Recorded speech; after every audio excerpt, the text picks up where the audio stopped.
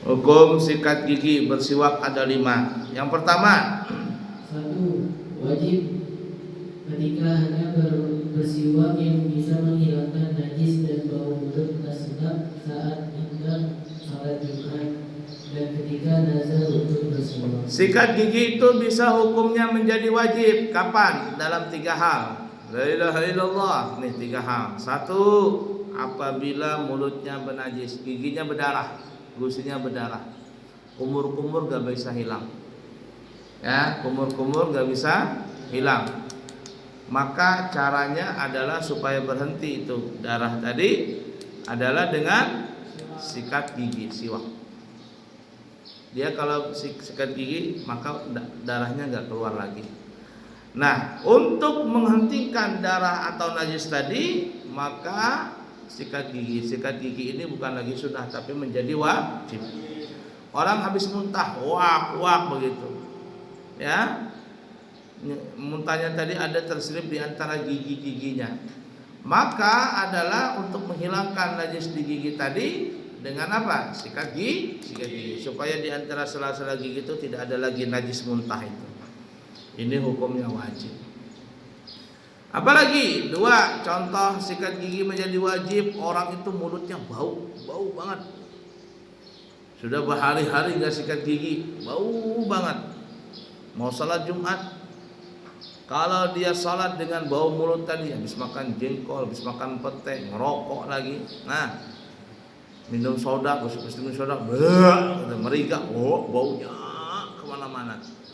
Ini bisa mengganggu orang di sampingnya. Maka wajib bagi dia untuk sikat gigi. Untuk apa? Menghilangkan bau mulut itu. Nah, mulutnya bau, sikat gigi. Wajib hukumnya. Kalau enggak sikat gigi nanti kumpul dengan orang kebauan dengan mulutnya. Apalagi ketika bernadar. 3 sikat gigi itu bisa menjadi wajib. Nadar. Ikram bilang, malam ini aku dibawa undangan sama Abuya.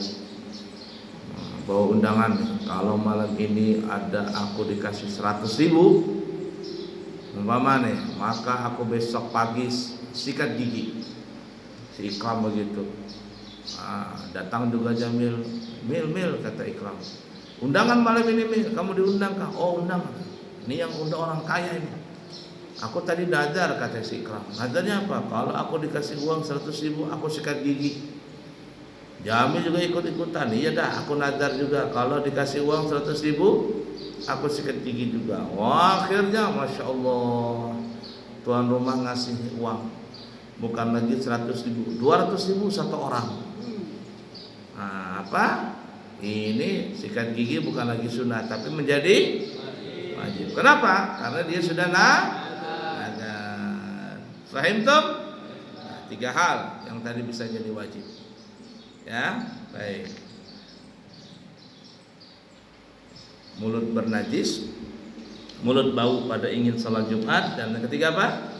Bernadar. Lanjut. Yang kedua sunnah, dan ini adalah hukum asal bersiwak. Bersiwak sunnah hukum asalnya. Nah ini hukum asal. Lanjut. Bersiwak karena dianjurkan dalam beberapa tempat sebagaimana yang diisyaratkan sebagian ulama. Nah, kalau yang paling afdal sunnah sikat gigi. Nah, paling afdal sikat gigi ini, sunnah-sunnahnya ini. Apa itu? Baca. Disunahkan bersiwak setiap waktu dan Setiap waktu. Setiap waktu mau sholat sikat gigi. Nah, sikat gigi. Mandi sikat gigi, jangan lupa menghadap Allah. Kamu kalau diundang orang sama pejabat, mandi enggak?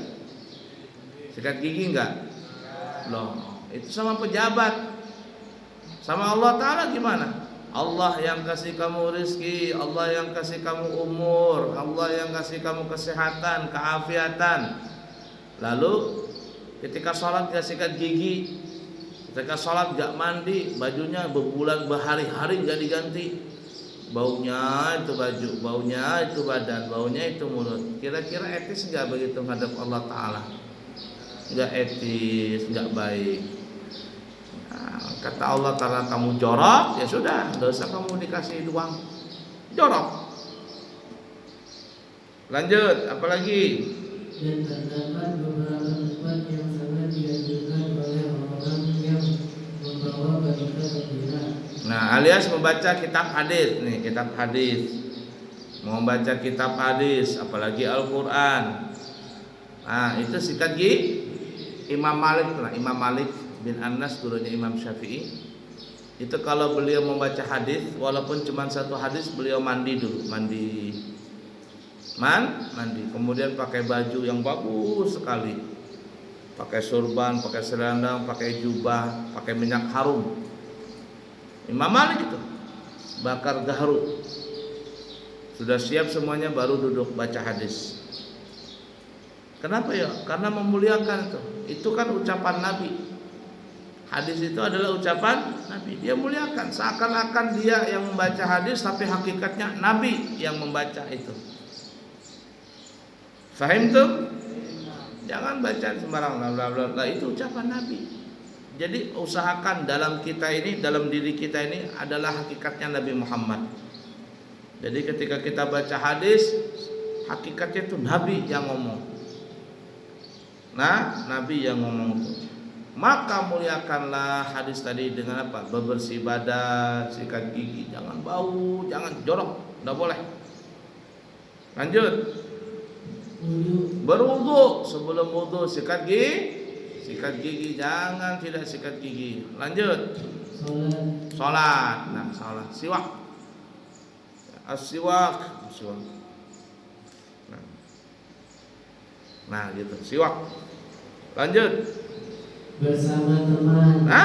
Sama teman. Nih lagi ngobrol, lagi duduk, tidur kayak ikan pepes begitu bertumpuk, mau baunya, mana bau ketek, mana bau mulha atau gitu.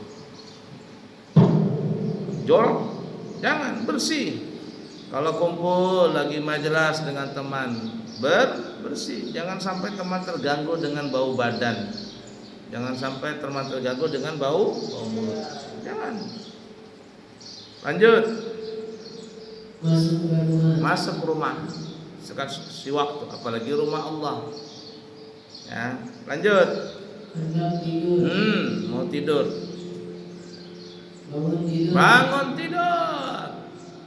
Bangun tidur terus mandi. Tidak lupa menggosok gigi. Apa lagi itu?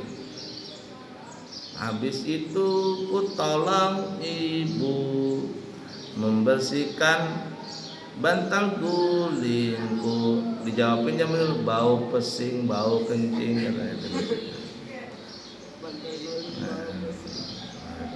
Bersih.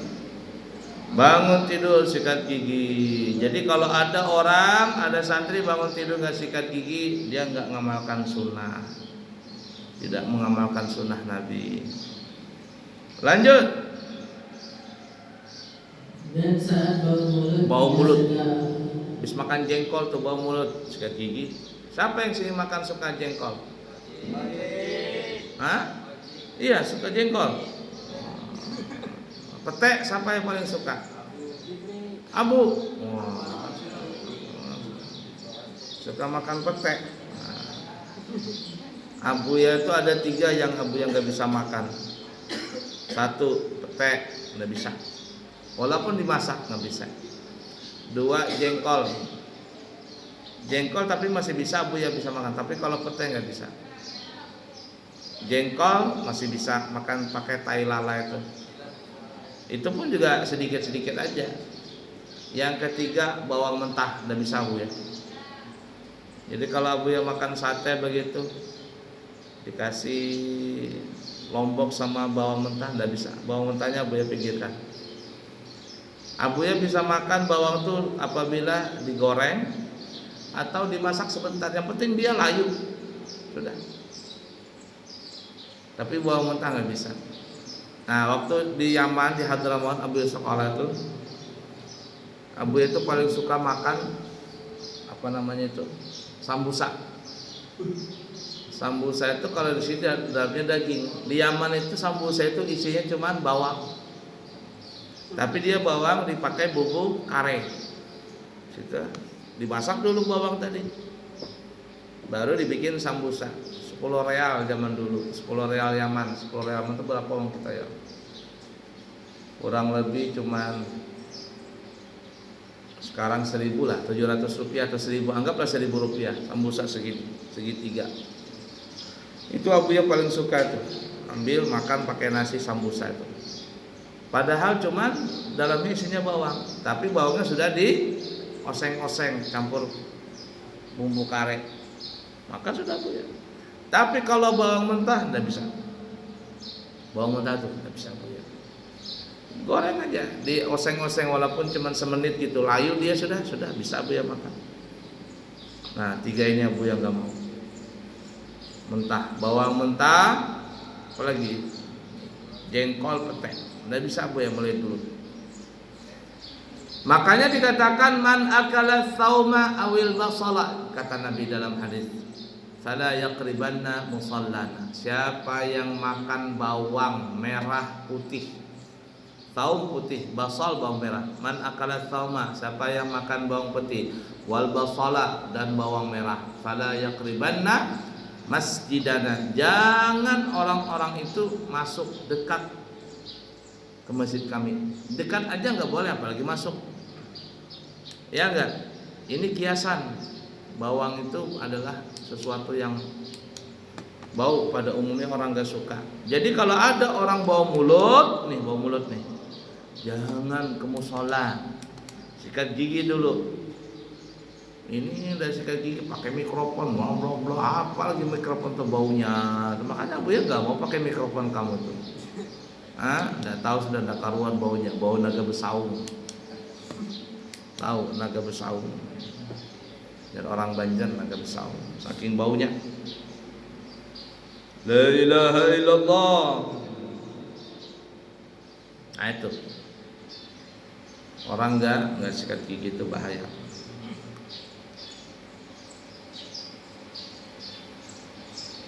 La ilaha illallah. Untuk waktu Nabi ke Madinah, sampai di Madinah ini, para sahabat berebutan kepingin menjamu Nabi. Ya Rasulullah, tinggal di rumahku aja. Orang-orang kaya nih, orang-orang miskin maka kasihan, kita mau nawarkan aja. Apakah Nabi, kita nggak punya apa-apa. Tapi Nabi nggak mandang kaya, nggak mandang miskin. Kata Nabi gini aja, supaya adil biarlah ontaku ini yang menentukan di mana aku tinggal. Maka sepakat semuanya. Onta ini jalan, onta Nabi. Dari cari, akhirnya berhenti onta ini di depan rumahnya Abu Ayyub Al-Ansari, yang adanya sekarang makam Abu Ayyub Al-Ansari di Turki. Abu Ayyub pernah ziarah ke sana. Ya, ziarah ke sana Abu Ayyub Al-Ansari. Jadi Abu Ayyub ini orang miskin. Nabi ontanya tinggal di situ, akhirnya apa yang terjadi? Kata Nabi, ya sudah, karena ontaku di sini, berarti aku tinggal di rumahnya Abu Ayyub Al-Ansari. Abu Ayyub Al-Ansari. Orang-orang kaya akhirnya ya sudah, kalah kita, menang Abu Ayyub. Padahal Abu Ayyub nggak kaya, orang miskin aja. Nah dulu di kota Madinah itu sudah menjadi adat istiadat, rumahnya orang Madinah itu ada beloteng. Jadi rumah beloteng itu bukan hanya zaman sekarang, zaman dulu sudah ada. Rumahnya Abu Ayyub Al-Ansari itu beloteng. Karena begitulah semuanya, rata-rata orang Madinah itu beloteng, sikat gigi nanti ya, supaya nggak ngantuk kamu, tidur aja. Lalu Rasul tidur di bawah, Abu Ayyub Al-Ansari sama istrinya tidur di loteng. Tapi mereka takut kalau mereka tidur di atas, jangan-jangan Nabi di bawah. Mereka nggak bisa tenang. Akhirnya mereka tidur di pinggiran itu, di pinggir-pinggir, di pojok-pojok. Supaya apa? Supaya badan mereka itu tidak di atas Nabi. Itu saking adabnya Abu Ayyub Al-Ansari. Pinggir-pinggir sama istrinya Abu Ayyub tidur begitu. Nah, suatu saat itu ada air tertumpah di atas. Tertumpah. Takutnya itu Abu Ayyub Al-Ansari langsung ambil serbet, lap supaya jangan netes ini dari atas, nanti netes kena badan Nabi. Nah, itu Abu Ayyub Ansari walaupun beliau miskin tetapi cinta dengan Nabi Muhammad. Lalu apa yang terjadi? Nah, Abu Ayyub masak, istrinya masak, kasih sama Rasul, tapi Rasul nggak makan. Rasul nggak bilang aku udah suka makanan, enggak, Rasul cuma diam saja. Tapi Rasul nggak makan. Sekali dua kali Abu Ayyub Al Ansari bingung, kenapa Nabi nggak mau makan ini? Lalu ditanya sama Abu Ayyub, ya Rasulullah, mohon maaf nih. Pas kita tanya, ya ada apa? Aku ini dan istriku menyuguhkan makanan untukmu, tapi mohon maaf, kenapa engkau tidak makan ya Rasul? Apakah tidak enakkah atau apakah begitu? Kurang enakkah makanan atau apa? Kata Nabi, tidak. Bukan itu masalahnya. Lalu apa ya Rasulullah? Masalahnya adalah masakan itu ada banyak mengandung bawang mentah. Orang Arab tuh suka makan bawang mentah. Jadi kalau dia makan nasi itu harus ada bawang bombay itu, bawang gede ini. Jadi dia makan tuh makan nasi paket gitu, kayak makan apel begitu. Jadi bawang yang gede-gede ini itu kayak orang makan apel, klek begitu. Suka banget. Kata Nabi, mohon maaf bahasa kitanya, aku tidak memakan bawang mentah. Setelah Nabi mengucapkan begitu, kata Abu Ayyub Al Ansari, al-an, mulai sekarang nih, kata Abu Ayyub, maka tidak ada lagi bawang masuk ke rumahku ini. Artinya aku dari sekarang ini aku tidak mau lagi bawang. Kenapa? Nabi tidak suka makan bawang mentah, maka dari saat ini juga tidak ada bawang di rumahku. Nah, dari situ Abu Ayyub Al Ansari nggak mau lagi makan bawang. Kenapa? Karena Nabi tidak mau makan bawang. Yang di sini katakannya adalah bawang mentah. Ah tuh, bau mulut habis makan bawang. Oh, hei baunya. Apalagi? Lanjut. 1. Maksudnya perubahan bau mulut menjadi Berbau karena diam, ada. Berbau habis makan makanan yang bau, ada. Ya. Lanjut. Karena semisal diam yang lama atau tidak makan sesuatu. Nah itu kalau ada orang seharian tuh nggak makan nggak minum, kayak kamu puasa itu, nah bau nggak mulut kalau orang nggak puasa itu, padahal nggak makan nggak minum tapi bau mulut. Nah tapi kalau dia ada mengunyah makanan walaupun sedikit, asalkan makanan itu makanan baik, dia tidak berbau. Faham tuh? Nah wallahu a'lam bishawab.